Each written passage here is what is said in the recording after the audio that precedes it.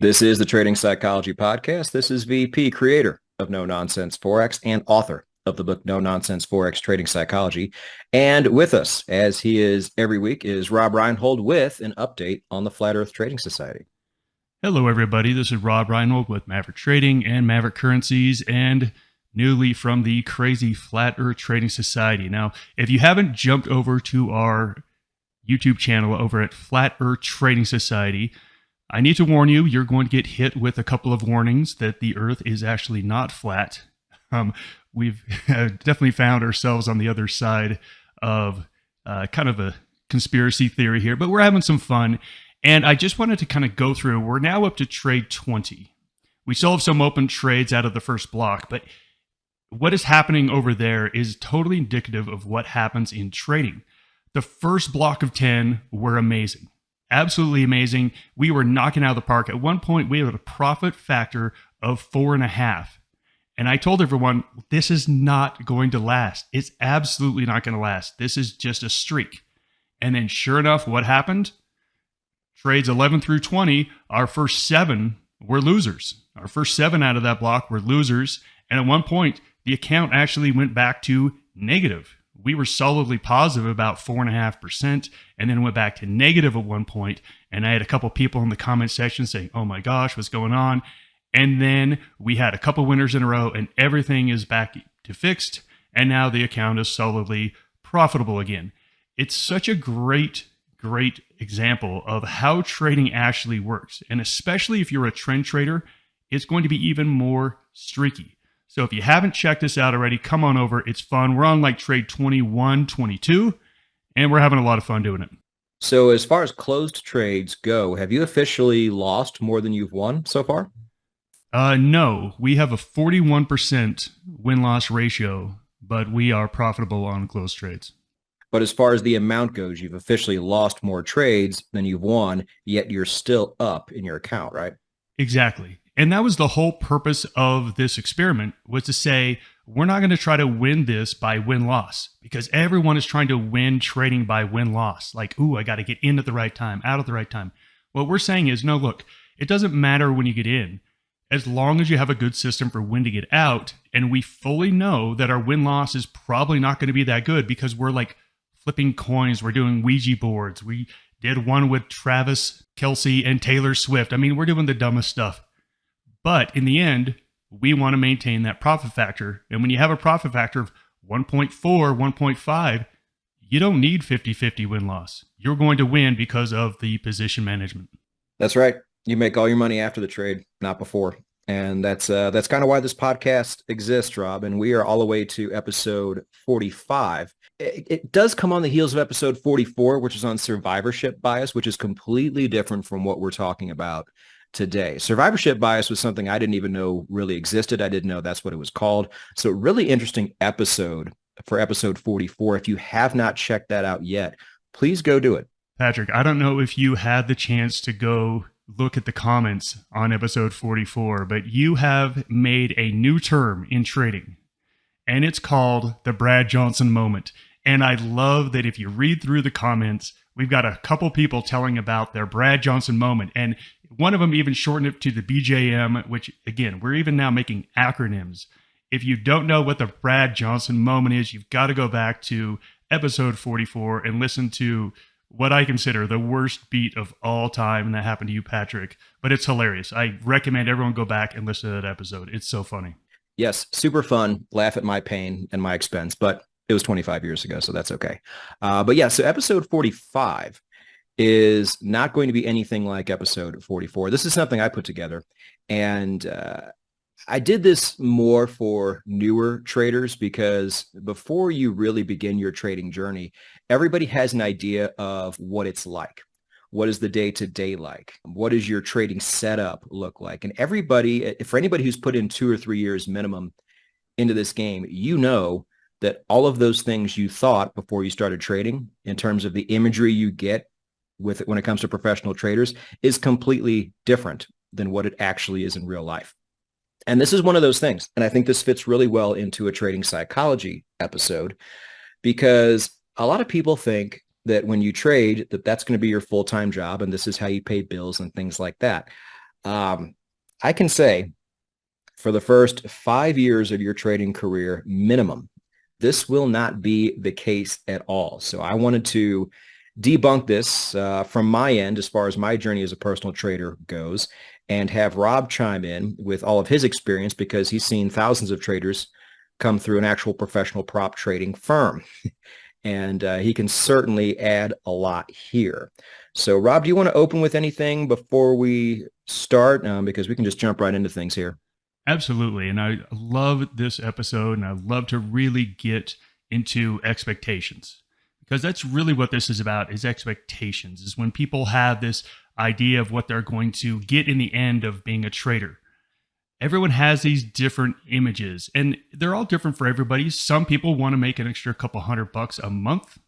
Some people want Ferraris, Lamborghinis. Regardless of what you think it's going to be, I can pretty much guarantee you it's not going to be that for a while. And may never be. And let's just talk reality here, because we always talk about the bell curve. The distribution of results typically follows a bell curve where most people are in the middle, and then you have the outliers on the side. We all think we are going to be the outliers. I know I did. I was fully expecting to be the outlier. I've done pretty well, but I'm not the outlier. I'm not your Paul Tudor Joneses. I'm not in famous books or anything, at least not yet.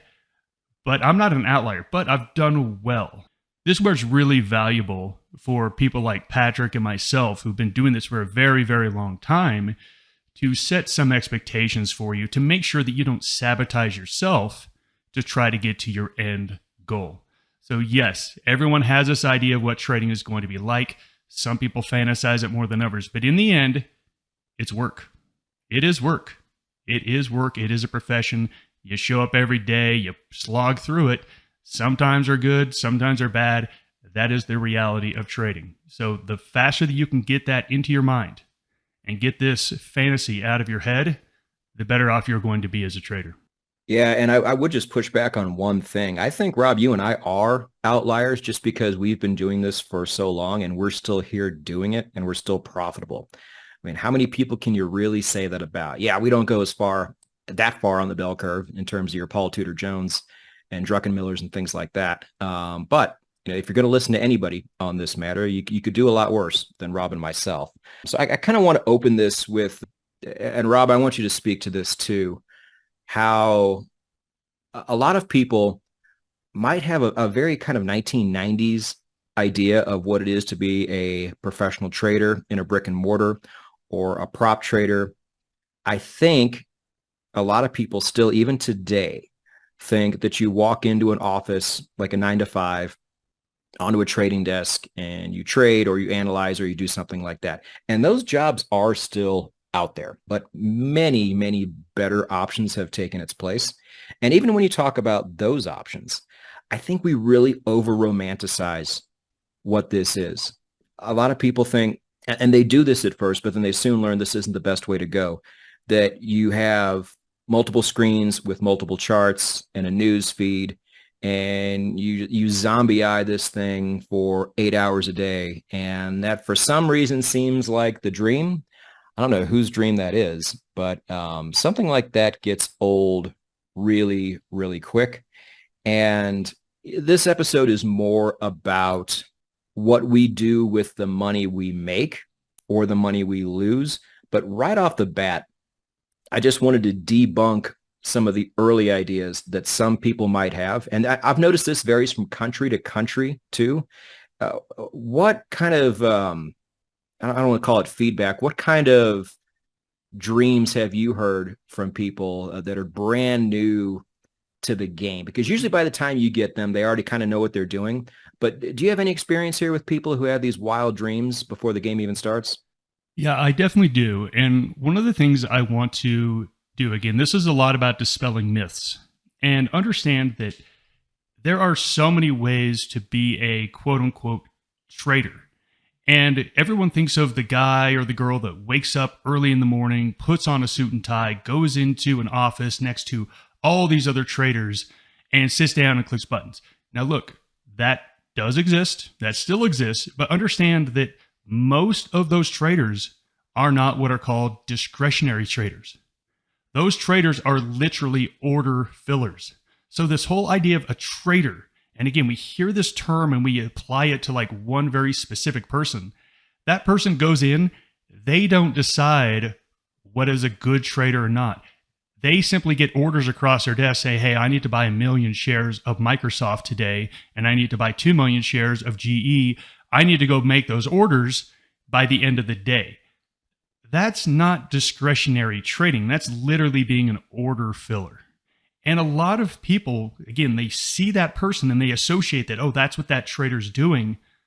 Please understand that very few people are discretionary traders. And especially over the last 15 years, since the crash in 2008, those discretionary trader positions have moved out of Wall Street firms and into prop firms and other areas.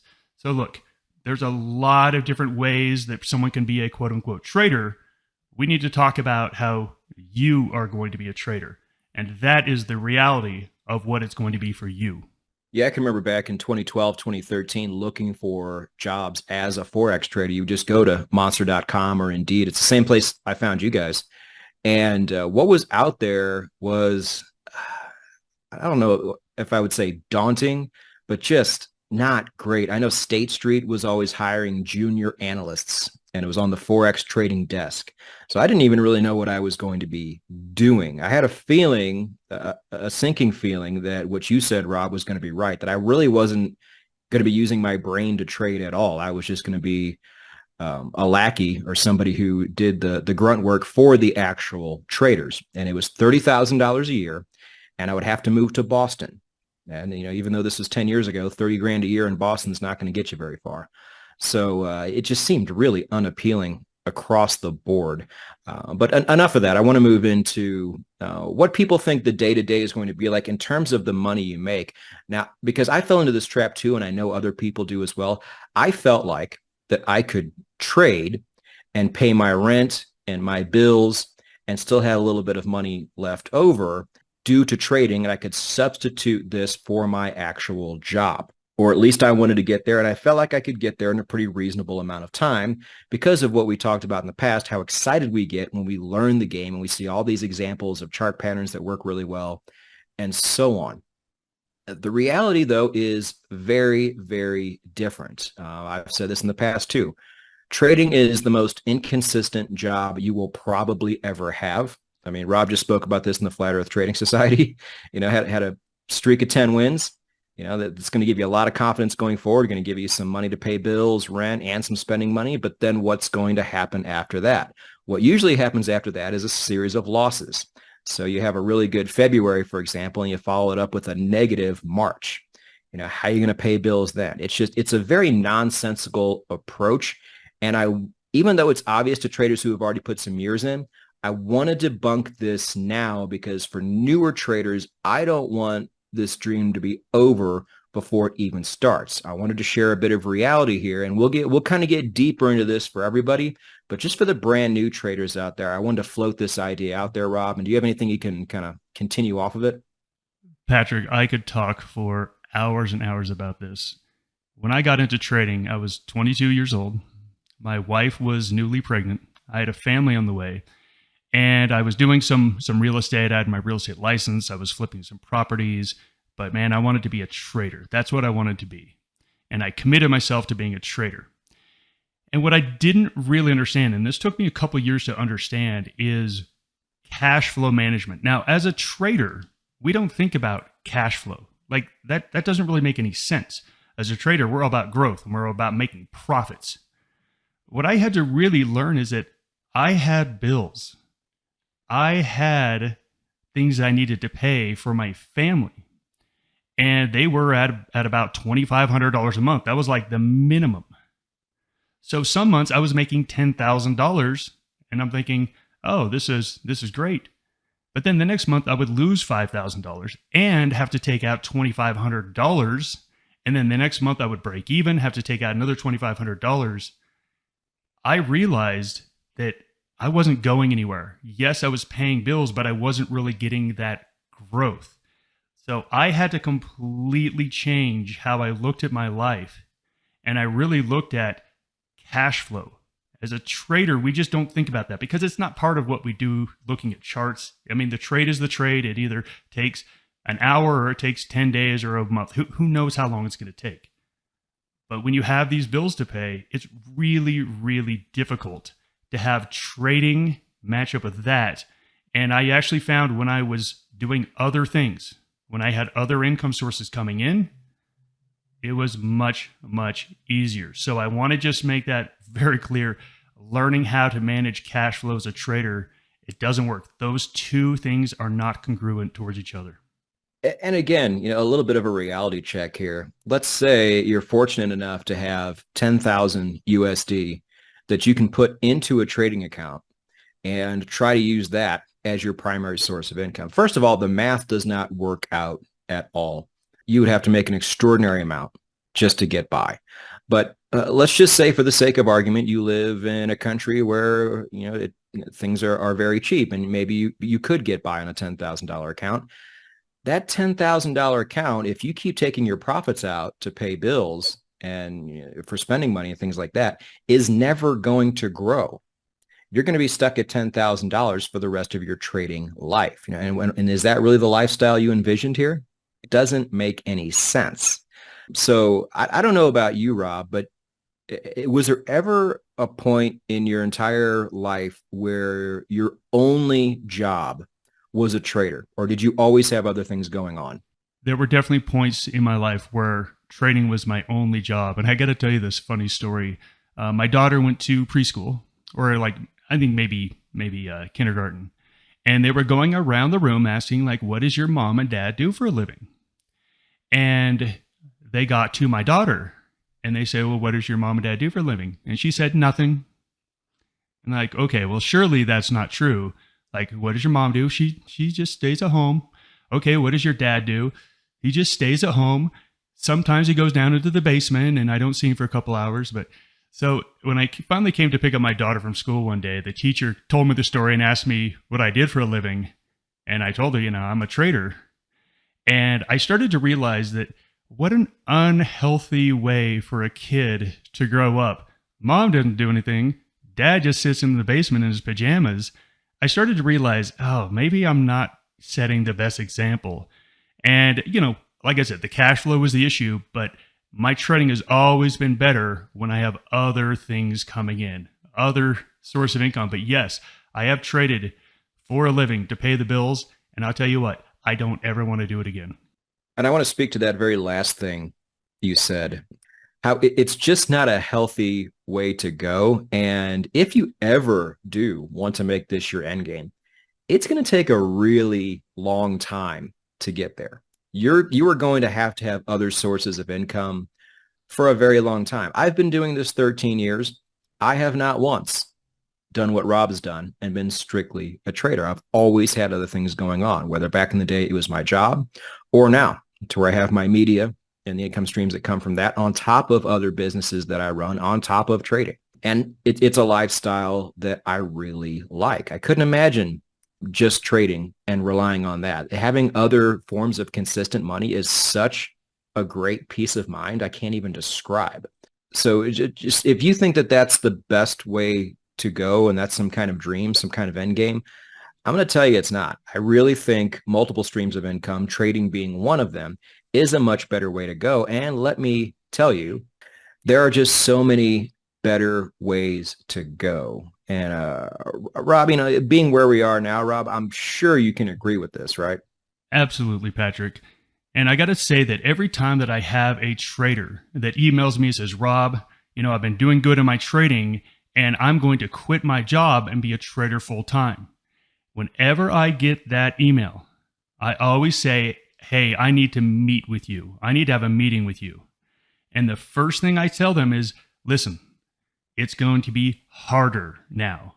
Now, for them, they've been trading and they've been trading part-time and they've been having to juggle it with their other work life and their other things.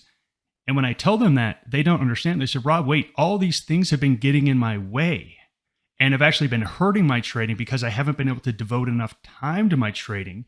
Now that I'm able to quit my job and devote myself entirely to trading, it's going to be so much better. And I said, look, I know you think it is, but I promise you it won't be. It will be harder. And I explained to them that when you trade for a living, just that's all that you do.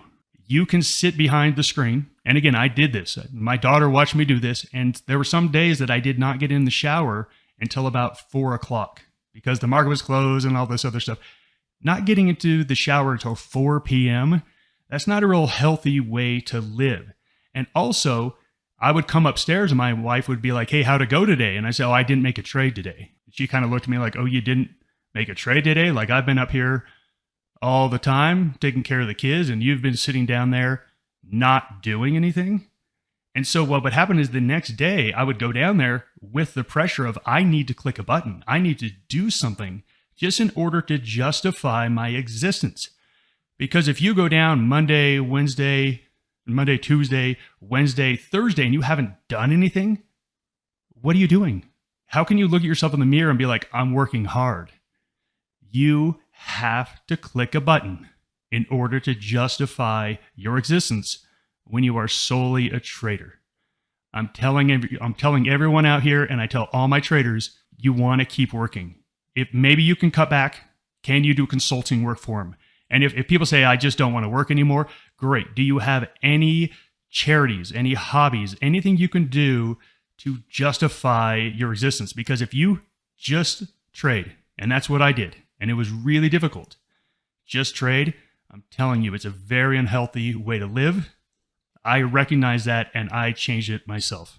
You said two really great things there, Rob. The first thing is something I didn't even think of is that, yeah, I'm trying to think most days because I trade 36 pairs and metals, and I would say I generally make some type of move most days. But if I didn't trade that many different pairs and in different instruments, I'd say there'd be a lot of days, especially when the market's not trending, where I do nothing.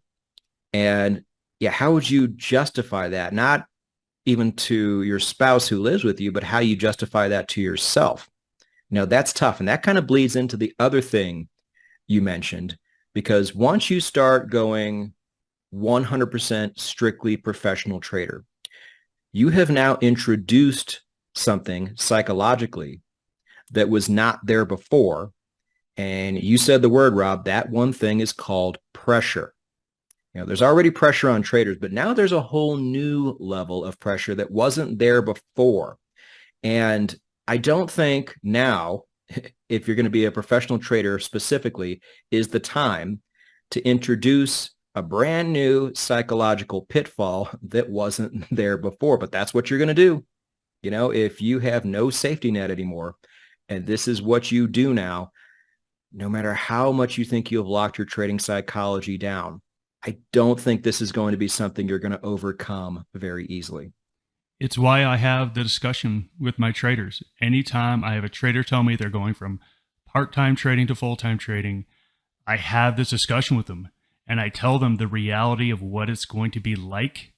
And luckily, most of them listen to me and figure out something else to do with their life rather than sit in front of that screen all day long. That's the worst thing you can do. So take note there, traders.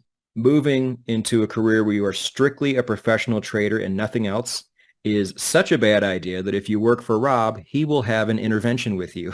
That's how much we would caution that you don't even go this route at all. But if you do, and that is still an end game for you, that's okay. I'm sure Rob can attest there are people in the firm who do that. But in the meantime, as far as solutions go, I think you need to resign yourself to the fact that you will need to have other streams of income for a very long time. Whether that's a job, especially if it's a job you don't like, you might have to sit there a while and be part of that job or find another job. Because I will say this too, the silver lining to that is I always knew if I was trapped in a restaurant job I didn't like and I had no other recourse, I had nobody else was hiring, and this is just, it was either do this or not pay rent. That was scary, and that was terrible. And that would just make every day awful, especially days where you didn't make a whole lot of money. But if I had another job lined up, or if I had some interviews queued up, or if I had already accepted a job somewhere else and it was just a matter of time before they got me in for training, my terrible job I was currently working was all of a sudden a lot better. I didn't have a care in the world. I didn't care who yelled at me. I didn't care how much money I made or didn't make. If I had other things going on off to the side, the crappiness of the job I was currently in always kind of melted away a little bit, or sometimes a lot. And so understand that the place you are right now in your job where you just hate it and everything like that, a lot of the things you hate, if you have other things off to the side, aren't going to be there as much. So if you're stuck in a job, it's going to feel better because you have other things going on. I can tell you that right now. But understand too, there's one other thing I want to bring up, Rob, and then I'll turn this over to you, is that you now might think, man, I'm just going to be stuck at this job for the next 5 years as I'm trying to get my trading career up off the ground. That's not really going to be the case. One, you're going to find other avenues. You're going to get good at other things. And if you become good at trading, a skilled trader can create many other income streams. I've been toiling with this idea of putting together an opportunities video for the channel, and I'm going to put it out there. But I think most traders out there, you can name 4 or 5 things off the top of your head that you could probably do with the trading knowledge you currently have in terms of selling a product or getting sponsored or something like that. There's a lot of other opportunities that will arise simply by trading. So don't think in your head that you're going to be stuck at this horrible job for the next 5 years and that's all you're going to do until you finally get to the point where you can trade for a living. Not the case. Life comes at you in a lot of different ways. And the more things you get good at, trading especially being one of them, other opportunities are going to open along the way. Rob, before I completely go off on a rant here, do you have anything to add to that as well? I have so much to add to that. And I just want everyone to change some wording in your mind. If you ever said trade for a living, will you please change that trade to live? As Patrick said, the greatest thing about trading is it gives you freedom. It gives you freedom. And there will be a time where you can look at whatever job you're currently working and say, you know what? I don't want to work here anymore. Or you know what? I only want to work 20 hours here. Or you know what? I want to do something else. Trading is going to give you that freedom to do other things. And as I said, some of my traders say, Rob, I've got tons of money. I don't want to work anymore. I just want to trade. And I said, look, well, then go do other things. Do charity works. Go do some hobbies, whatever it is you want to do. But let's change trading for a living to trade to live. Trading is going to give you the ability to live the life you want to live one day. That's what you have to look forward to. Now, look, you may not ever get to the point where you're trading and making $1 million every month. That may not happen for you. But you know what will happen for you? That you trade and you make enough money that you can help out your mom for, some rent or whatever she needs, or you can help out a friend or family. It's going to give you so many options. So just keep going. I'm telling you, as you build up your skills and you build up your accounts, it just keeps getting better. And at one point, you will have the choices that you wanted to have today. But just again, trade to live, not trade for a living. And there have been a lot of no-nonsense Forex traders out there. There have been a lot of Maverick traders out there that have gotten rid of their full-time job over time. But the vast majority of them did not do that with trading alone. So just remember that going forward. But the good news is, like I said before, you're going to develop other skills. And somebody who is good at things like trading, things like technical analysis, whatever the case is, has a lot more opportunities than somebody who doesn't. So no matter what the sector is going to be that you're going to find opportunities in, trading is definitely going to be one of those. So just know going forward, it's not, I have this job I hate, or I have this wonderful trading job. It's not binary like that. There's a big, big middle ground, and you will discover that over time. And it's the combination of those things that will eventually be able to phase out the career and the job you're currently in, if that's what you want to do. And almost everybody I've ever talked to, Rob, that is pretty much what they want to do. They're not going to put all this time in to learn this thing to simply make it a hobby. They want it as a replacement for something else. I think the point we're trying to make here is it's not going to replace that thing by itself, at least not for a long time.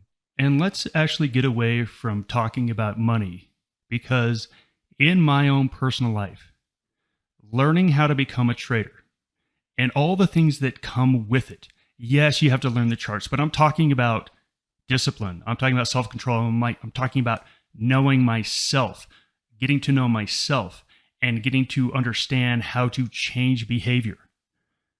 That alone has made me a better husband. It's made me a better father. It's made me a better son. It's made me a better neighbor. I know we always look at trading as with the money, and yes, it's about the money, but I'm telling you, keep going down this psychology road. And I promise you, you will get as many benefits from working on your psychology than you will from learning how to read a chart. I promise you, it will pay off in your entire life, not just money. And that's such a great way to kind of wind this down because, yeah, I think if I'm really looking back at it, that was probably the biggest benefit for me. Really the discipline, self-control, and the ability to not let my emotions govern my decision-making, because these are things you can't put a price on. And if you could, what number would you even assign to it? There's no way to measure it, but it's certainly there. So that's a great segue into two things. One, 10-Minute Contrarian podcast every Saturday. I'm going to speak to exactly what Rob just talked about on that episode. And in episode 46, our next episode of the Trading Psychology podcast, we're going to speak more to the actual money part of it, what to do with the money you make, because this is something a lot of people have not only asked about, but what you do with the profits you make from trading and the profits you make from, a lot of things in this sector will go a long way to determine what your life looks like 3, 4, 5 years down the road. Is that fair to say, Rob? Yes, and we're also going to talk about how to speed it up. Now, look, in this whole podcast, we've been telling you, hey, don't speed it up, because if you try to speed it up, you're going to screw it up. It's going to come over time. Yes, we're still going to stick with that.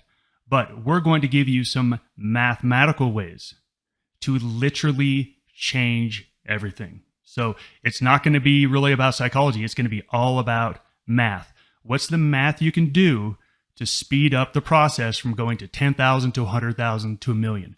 There's math that you can speed that up. And I can tell by looking at my numbers, there are a handful of you guys out there that only watch episodes depending on the topic itself. Is this an intriguing topic to me, or is this not? Let me tell you, next week is going to be one of those episodes you do not want to miss. So on that note, thank you, everybody, for listening to episode 45 of the Trading Psychology Podcast. Rob and I will see you next week. Goodbye, everybody.